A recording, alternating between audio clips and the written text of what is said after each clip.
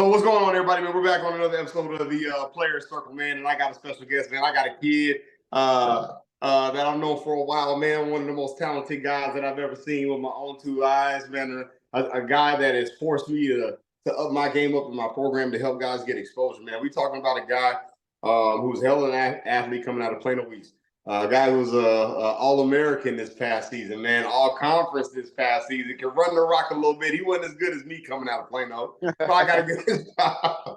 But now, man, we got a special guest, man. Ismail Mahdi, which I like to call Izzy, man. Introduce yourself. Tell us who you are, where you're from, all that good stuff, man. Yeah, Ishmael Mahdi from Plano, Texas, originally. Came out. Now I'm at Texas State University. Played running back for Texas State University. So going into my junior year. Yeah, man. So, man, who are you, man? Where are you from? Just kind of tell us your story, a little bit of your background, so people get to know you a little bit. Yeah, so I was originally born in Kenya. I came here when I was 8 months old. You know, we had a civil war in Somalia, so me and my parents, we packed our bags, got an opportunity to come to the U.S. and we settled down in Texas, and luckily my dad found a good job, and he was able to support me in my career and stuff like that. So I started playing pee-wee football around like second grade is when I started playing. My parents couldn't really take me and stuff, so I had a great opportunity. I had parents help me out and take care of me. I'm so thankful for those people.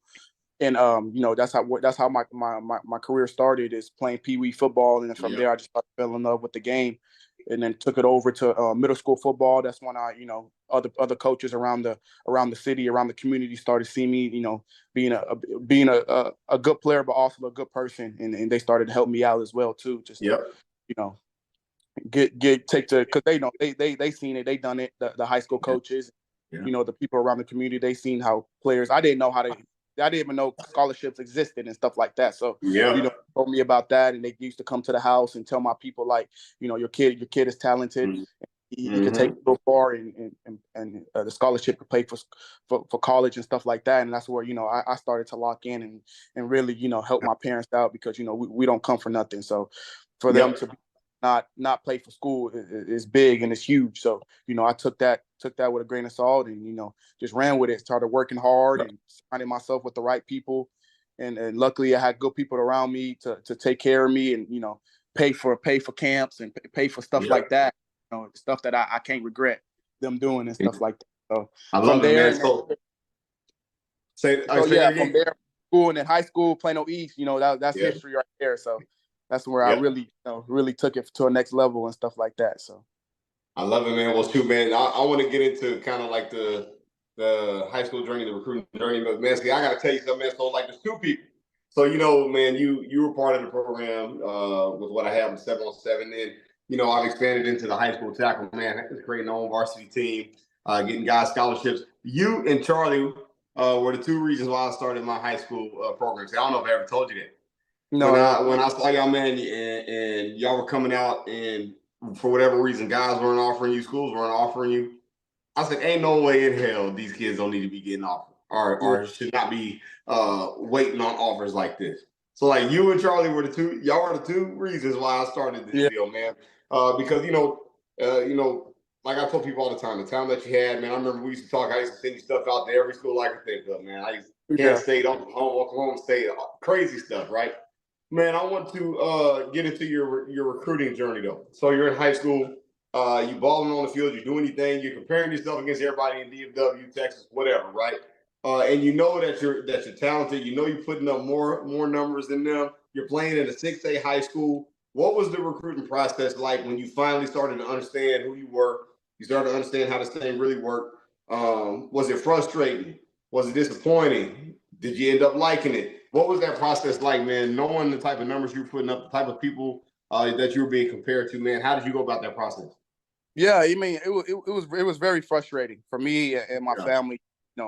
The way I was playing, the way I was competing in 6A program, top program in the whole state, I would say 6A football. It's big boy football compared to FCS football and Division I football. So, it was disappointing, but it's part of the process, and it's politics come with this stuff. It gets real crazy. These coaches, especially now. I feel bad now, but back then it was they were getting there, but it wasn't really there. But and obviously winning came with it too. We didn't win too many ball games as well, so coaches wasn't going to schools to where they had losing programs and they didn't really accomplish nothing. So I think I was balling out, but I feel like just because we wasn't winning ball games, that's why coaches wasn't really coming around and really trying to see kids and give kids opportunities and stuff like that. But at the end of the day, I don't regret anything. I don't regret that. I don't regret not getting picked up by Power Five. I don't regret the whole situation. I'm just so thankful that I am where I'm at because at the end of the day, it just taught me a lot, and I was able to experience a lot. Just to go through that situation and not been given everything so fast. Kids so complacent when they get something given so fast. I had to earn it, and he just showed me like you got to keep your head down and keep working. You can't be high, you can't be low. So I love it, man. So we go out of high school, man. You end up doing your thing, and you end up getting your scholarship to Houston Christian. I still want to call it Houston Baptist. But you get the scholarship to Houston Christian, man. You go out there and you do your thing, right? You in the Jerry Rice Award finalists and all that, man. Talk about how you transition from high school to college. All right, so you're not at the level that you want per se, but talent wise, you have the ability to go to a high level Division One. How did you handle the transition from high school to college? And then when the season came around, man, how did everything come together in order for you, man, to really take off at that level? Yeah, going transition from like I said, 6A football is damn near the same as Division One football. Yeah. So for me personally, the speed wasn't different. The only thing was different was the trenches. The guys are D-line and O-line. That's the only thing that was different. I had good coaches around me because for my process, I'm luckily I picked HCU. They had good coaches, people that care for you, that's not about just what's best for them. At the end of the day, I had coaches around me that cared for me as a player and cared for the whole team. Like they wanted to do it better, not just because they wanted to keep their job. Because college football is all a business. These coaches, they recruit you, but they don't really recruit you. They just put you on a depth chart. So you want to go somewhere where the coaches are genuine. The coaches, they care for you. It's not just about you're just a guy on a depth chart. So luckily I had at ACU. Luckily, I had two offers, was ACU and Commerce. Both of them was good. I to Houston because I like the offense and stuff like that. But luckily, I me with coaches that care for me as a person and not just the athlete. So the transition was smooth, which from the coaches being that type of coaches that they were. The offense fit me very well. They had a spread offense. The offense basically was the same thing I ran in high school. That mattered. Want to go somewhere where the offense fits. You just don't want to go. You got to look at it, as like where you're gonna fit. You got to look at it. Are you gonna fit in that offense? Are you gonna excel in that offense? So we looked at that. Me and my family looked at that, and that it just worked out perfectly. But yeah, so like the transition was easy. Coaches took care of me. I fit in a good offense. Everything just worked out perfect. So how did you handle the load as a freshman? So like you, man, I came in when I played. I got the A&M. I played as a true freshman.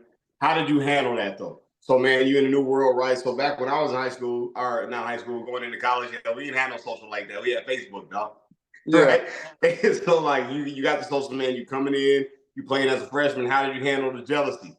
How did you handle the workload from class, man? Being on your own now. How did you handle the girls? All that stuff, man. Like what was that transition like, man? Coming in from high school and playing, starting as a true freshman.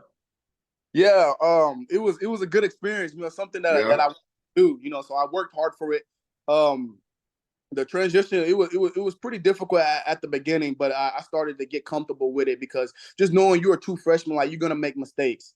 So I used to go out there just knowing like if you make a mistake, you're a true freshman. Just you just got out of high school and stuff like that. So play loose, play free. Just go out there and really just have fun. I mean, playing as a true freshman and stuff like that. But with the school wise, the coaches they helped me out with school wise. They had a lot of resources. You got to use all your resources. You just can't go up there just feeling like you just go out there and just like treat it like high school. The classes are loaded. You got to wake up in the morning. Go Yep. work out. I mean, wake up in the morning, go eat breakfast. Then you got team run. Then you got then you Yeah. got scouts, and then you got study hall. So it's structure. You got to discipline yourself. I mean, Yeah. that's different. Some kids want it, some kids don't. You know what I'm saying? If you want to Yep. get to the league, you got to be a pro. You got to be a professional. It really balls down on you. Like it really bones down on the kid. Yeah. Nobody tell you because you're there by yourself. That's what I learned. Like I'm there by myself. Like you gotta be focused. You gotta want it. Nobody else could push you.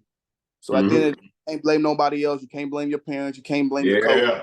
You know what I'm saying? At the end of the day, it comes down to you. So I got that in my head. Luckily, I was mature. I came in mature, just knowing what I want, knowing my Hmm. mission and stuff like that. So at the end of the day, like I said, it got to come to the person. It got to come to the individual. I just want at the end of the day. That's what it boiled down to. I knew my mission. Yeah. I knew I had family counting on me. I knew my why. I knew why I was doing what I was doing. So Well, I tell you what, man, I'm getting old, dog, man. I'm talking to all y'all, but y'all sound so dang grown, man. I'm like, what happened, boy? Where did time go, man? God, yeah. so much, man. So you get out there, man, you get on the field and you balling, right? So you out there, you doing your thing, you making plays left and right. Season comes to an end. I remember you called me, like, hey, man, look, I'm about to hop in this portal, man. Like, can you make some calls for me? What made you want to transfer, man? What was the thing? What was the deciding factor? I mean, you did your thing, you handled your business on the field. It seemed like you were in a good spot. What was the deciding factor to be like, all right, man, I think I need to elevate, man, or I think I need to leave where I'm at in order to maximize my potential? What went into that decision making process? Yes, sir. Just the whole coaching staff. So after the season, we didn't have a good season. So the whole coaching staff got fired. That's really the Yeah. main reason I decided to leave. I would have stayed one more year because the coaches they were good. They were good. They developed me right, but the whole coaching staff got fired. Like I said, it's a business. If you're Yep. not Yep. business, the player, even the coaches get fired. Like the AD, like there's higher guys than the coaches, so they all got fired. And the new coach, I mean, he was a good guy overall. Everything he did, he was a good guy. But I just didn't feel Yep. like I could offense and the way he coached and stuff like that. So that was the main factor that got me to go take my talent somewhere else. And so, how was that transition, man? So, I know a lot of guys, man. I get calls from all of the guys that came to my program. Hey, man, I'm in the portal. I'm trying to play here. I'm trying to do this. Some of them, man, don't end up anywhere. Some of them get calls right away. What was your process like? What if you're talking to another college guy and they getting ready to hop in the portal? What would you tell them? And then, what was your experience like, man? How fast did that phone ring? What did you have to do to go about that process? What was that like for you? Yeah, first thing you got to make sure your grades right. You know what I'm saying? You gotta before you enter the portal, make sure your whole situation at the school that you at is right. The grades, the way you got to carry yourself right because the coaches they ask the other coaches that you're leaving like what type of player is he? How did he carry himself? Was he late to meetings? Did he show up to breakfast? Did he Yep. is his locker room clean? All those stuff matters. That Yeah. all that matters, and obviously your grades. You got to make sure your grades is right. And the process you gotta. I mean, nowadays they already know where they're going. When I was entering the transfer portal, you didn't really know where you was going and stuff like that. So I went in there. It was a slow process.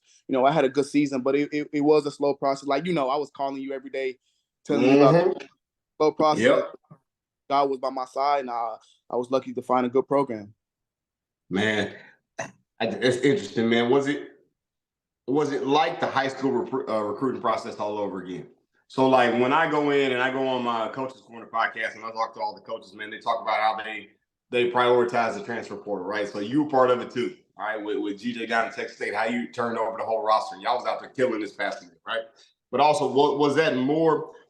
I guess the question I'm asking is when you compare it to your high school recruiting, like high school, man, you're into the glitz and glam. You're into, oh man, the facilities look like this, man. They got this over there. They got that. Now, when you had a year in college, it's more so, hey, let's get down to business. What was that process like, man? What were you looking for specifically in the program? Like, look, man, I'm trying to come here to do this. What was that like?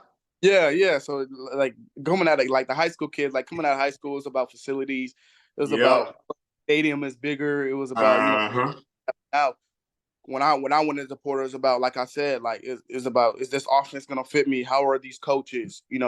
How what is the team looking like where I'm going? And obviously with the area that I'm in, like I was close to Texas. I didn't want to leave Texas. Just it just that makes me focus better. Just be able to have my family come to the games, and obviously Yep. home when I need a refresh. Because being Yep. somewhere else, Yep. that puts a toll on you going to workouts and not be able to see your family and stuff like that, not be able to get that refresher and stuff. So that Man, comes. so all right, so you go to Texas State, man. So you make the right decision. I mean, you after you doing your thing, you end up getting All American honors, man, all conference, all that stuff. Now we know about the play on the field, but now let's talk about the NIL element. All right. So one of the main questions I get from players and parents all the time, man, how does this money thing work? How do we go about doing this, that, and the other? I'm like, well, you know what? I got a guy who knows the answer to this question very well. He handled his business on the field. Now you're getting the NIL opportunities. First things first, is there real money? So the guys who are making crazy money, the guys who ain't really making no money. How real is the money in it? But then what is the real deal behind it? How much does on the field factor play in your NIL deals? What would you tell those people? Yeah, there's real money. There's real money around it, especially if you do it. People are going to hit you up, and that helps out their brand. Just to build more revenue for their brand. So you got to ball out. They're not just going out and just giving money to guys that's on the bench or Thank guys. you. You know what I'm saying? There's guys. You got to ball out. You gotta have some type of recognition, some type of social media base. All that stuff matters. So they're just not giving out money to people that's not doing nothing. You got to ball out. You got to provide something for them. It's a transaction. They're giving you money, so you gotta give them something. And what I'm giving is just that social media base. I have a big fan base to help them build revenue, to have customers come to their place, because I got 2 restaurants right now that I'm working with, and I do like social media stuff to where like I'm doing videos for them. I'm telling people to come to their spot and stuff like that. So like, yeah, like you're right. You can't be nobody and just get money. You got. Well, you so lucky, man. God, I wish I could have had NIL back when I was playing. Oh my God. And now let me ask you this. So I know that everybody's goal is to go pro. Okay. One of the things, man, that I think is good is that the NIL is allowing you to prepare for what that pro game is like. Yeah. Man, exactly. What is the biggest mistake you've made so far, whether it's been in a contract, whether it's been in choosing a brand to partner with? What has been the biggest mistake that you're like, all right, man, if I'm ever in this position again, I'm not gonna make that same mistake, man? What would you tell people to look out for when it comes to that? I mean, I haven't made no mistakes, but I have friends and stuff that make mistakes. Just signing contracts without reading them. Just signing stuff. People like I had a friend that he just signed the contract without reading what's going on. He just so excited about the money. The contract has some other stuff that's in it that's not good stuff that's in it. Instead of just being excited about the money, look at the stuff that you're reading. Have somebody look at the contract, because they could play you and you could be stuck in a bad situation and stuff like that. So just read the stuff that you're doing. Be smart. Yeah, I know just the first time this is happening, but you got to be smart. You got to have good people around you. Right.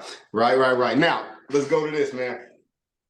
If you go back in time, man, you've had a lot of experiences, man. You've been to 2 schools. You've played right away. You've had a lot of success. You've had some failures along the way.